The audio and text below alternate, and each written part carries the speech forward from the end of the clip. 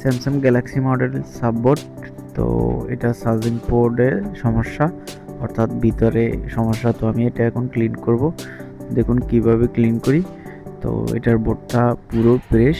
তো এখানে ওয়াটার ঢুকছে, ঠিক আছে, অর্থাৎ এখানে ওয়াটার ঢুকার কারণে এগুলো একটু ড্যামেজ হয়ে গেছে। ড্যামেজ হয় নাই, বাট এখানে কার্বন জমে গেছে। অর্থাৎ এটা আমি থিনার দিয়ে যদি ভালো করে ক্লিন করে দিই তাহলে কি এটা আগের মতো ফ্রেশ হয়ে যাবে, ঠিক আছে। তো কাস্টমার নিয়ে আসছে, সাজ হইতেছে না তো আমার কাছে। তো আমি খুলে দেখলাম যে এই অবস্থা। তো আমি ভালোভাবে ক্লিন করে দিয়েছি। যাক, সাজেন পোটাই অরিজিনাল। তো আমি একটা যদি লাগাই মার্কেটের, ওটা বেস্ট হবে না, ঠিক আছে। তো অরিজিনালটা যেহেতু ভালো, আমি একটু ক্লিন করে দিলেই চলে, তাহলে কি দরকার চেঞ্জ করার।